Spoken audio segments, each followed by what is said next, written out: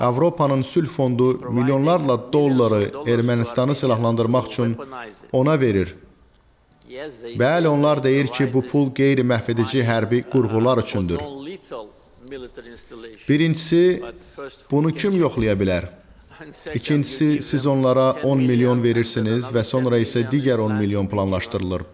Beləliklə, Ermənistana silah almaq üçün pula qənaət imkanı yaranır. Nəinki Fransa onlara məhv edici silahlar göndərir. Onda onlar bunu niyə edir? Onlar nəyə hazırlaşır? Əgər sülh istəyirlərsə buna ehtiyac yoxdur. Dəfələrlə biz bu məsələni erməni nümayəndələrinin və onların Brüsseldəki yeni ağalarının qarşısında qaldırmışıq. Çünki onlar indi böyük qardaşını dəyişiblər.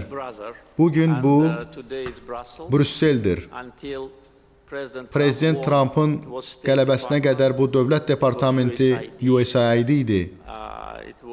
Məhz indi ciddi problemlərlə üzləşən Menendez kimi rüşvətxor Amerika siyasətçiləri idi.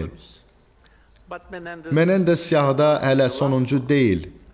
Necə deyərlər, bir qaranquşla bahar olmur. Xeyli digərləri var ki, erməni pulunu ciblərinə qoyurlar.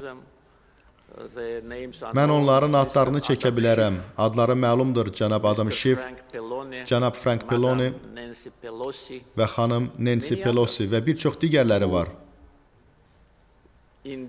Onlar 10 illiklər ərzində Azərbaycana hücum çəkmək və onu gözdən salmaq üçün Birləşmiş Ştatlarda erməni diaspor təşkilatlarından pullar alıblar.